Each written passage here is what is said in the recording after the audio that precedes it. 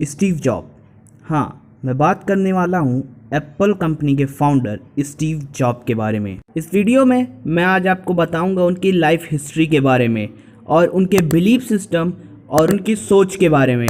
आज मैं बताऊंगा कि कैसे एक मिडिल क्लास फैमिली से आने वाला इंसान इतनी बड़ी कंपनी का मालिक बन सकता है। तो चलिए शुरू करते हैं।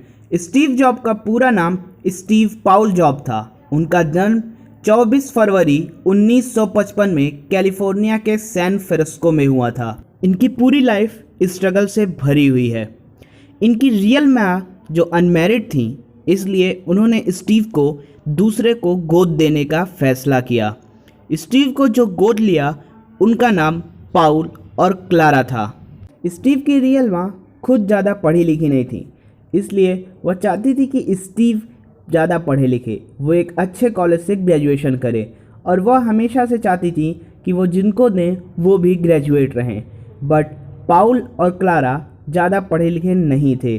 पाउल एक इंजीनियर थे और क्लारा जो थी वो एक अकाउंटेंट थी। स्टीव अपने दूसरे पेरेंट्स के साथ 1961 में कैलिफोर्निया में माउंट व्यू में रहने लगे और वहीं से उन्होंने अपनी पढ़ाई शुरू की और उनके पिता वहीं पे अपना गैरेज खोल लिए और वहीं से स्टीव का इलेक्ट्रॉनिक का सफ़र शुरू हुआ। स्टीव गैरेज में चीज़ों के साथ छेड़छाड़ किए रहते थे और इसी वजह से उनका इलेक्ट्रॉनिक में इंटरेस्ट बढ़ने लगा। स्टीव बचपन से ही बहुत तेज और बहुत ब्रिलियंट थे, यहाँ तक कि उनके टीचर भी कहते थे कि उन्हें दूसरी क्लास में प्रमोट कर दिया जाए, लेकिन उनके माता पिता इस चीज़ के खिलाफ थे। वह चाहते थे कि वह अपनी पढ़ाई रेगुलर करे और वहीं से उनके दोस्त बन गए स्टीव ज़ोनविक, और वो भी बहुत टैलेंटेड और बहुत तेज थे पढ़ाई में। उनको भी इलेक्ट्रॉनिक में बहुत इंटरेस्ट था, जिस वजह से उनकी और स्टीव की दोस्ती हमेशा बरकरार रही। हाई स्कूल के बाद स्टीव ने रीड कॉलेज में अपना एडमिशन कराया, बट उसकी फ़ीस बहुत हाई थी और उनके पेरेंट्स बहुत मुश्किल से उनका खर्चा उठा रहे थे।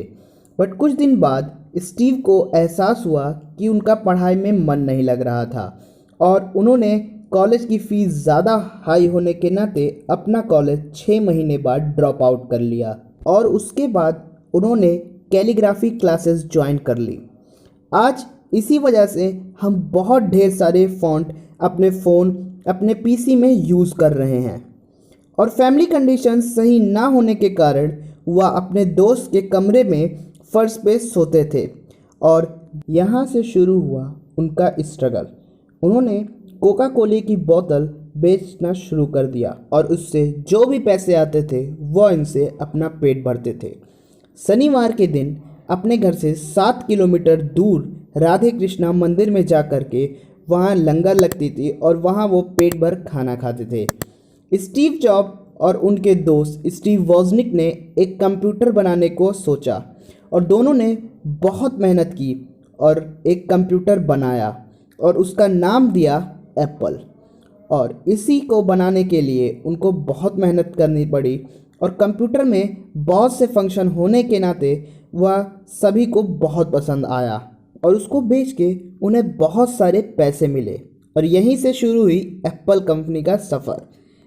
स्टीव ने अपने फादर के गैरेज से एप्पल कंपनी की शुरुआत की और देखते देखते 10 ही साल में उन्होंने एप्पल को गैरेज से एक बहुत बड़ी कंपनी में बदल दिया। लेकिन कुछ दिन बाद एप्पल कंपनी लॉस में जाने लगी, जिसका जिम्मेदार सब लोग स्टीव जॉब को कहने लगे और इसी वजह से उनको 17 सितंबर 1985 में उनकी खुद की कंपनी में से निकाल दिया गया। ज़रा सोचिए कि इतनी मेहनत करने के बाद भी, इतनी बड़ी कंपनी खड़ी करने के बाद भी उनको उन्हीं की कंपनी में से निकाल दिया गया। और कोई होता तो शायद डिप्रेशन में चला जाता और अपने आप को बहुत मनुष्यत मानने लगता, लेकिन उन्होंने हार नहीं माना। इन्होंने सभी स्ट्रगल को फेस किया और फिर से एक नई कंपनी की शुरुआत की जिसका नाम नेक्स्ट रखा। कंपनी के लॉन्च होने के बाद भी कंपनी का ज़्यादा नाम नहीं हुआ, लेकिन उन्होंने तब भी नहीं हार मानी। उन्होंने नेक्स्ट को एक सॉफ्टवेयर कंपनी में बदल दिया और उन्होंने बहुत पैसे कमाए और ये स्टीव का टर्निंग पॉइंट था और $10 मिलियन लगा करके उन्होंने एक ग्राफिक कंपनी को खड़ा कर लिया जिसका नाम पिक्सार रखा, और इसके बाद स्टीव ने कभी भी पीछे मुड़ के नहीं देखा। दूसरी तरफ एप्पल कंपनी लगातार लॉस में ही जा रही थी और कंपनी को बेचने का फैसला कर लिया गया। स्टीव ने उसे $270 मिलियन में खरीद लिया और वह उसके सीईओ बन गए। पहले एप्पल में 100 से ज़्यादा प्रोडक्ट हुआ करते थे, बट स्टीव ने सिर्फ 10 प्रोडक्ट रखने पे फोकस किया, क्योंकि स्टीव कहते थे कि प्रोडक्ट की क्वालिटी ज़्यादा मैटर करती है, क्वांटिटी नहीं। और देखते ही देखते एप्पल बहुत बड़ी कंपनी बन गई। स्टीव जॉब हमेशा कहते थे कि कोई भी दिन उनका आखिरी दिन हो सकता था, पर वे हर रोज़ कुछ नया करना चाहते थे और वो पता चला कि उनको पैनक्रियाटिक कैंसर है, जिसको सही करने के लिए उनका इलाज भी हुआ, मगर सही होने के कुछ दिन बाद भी वो फिर से उभर आया और 5 अक्टूबर 2011 में उनकी मृत्यु हो गई। इस दुनिया को एक कमाल का इनोवेटर खोना पड़ा। ये तो थी उनकी लाइफ स्टोरी। अगर आप उनके बिलीफ सिस्टम और उनके मेंटल सिस्टम के बारे में जानना चाहते हैं तो अगली वीडियो मैं उस पे बनाऊंगा। और इतने बड़े पर्सन के लिए एक लाइक तो बनता है, और आपको और किसी के बारे में जानना हो तो उनका नाम कमेंट सेक्शन में दीजिएगा, मैं उस पर वीडियो ज़रूर बनाऊंगा।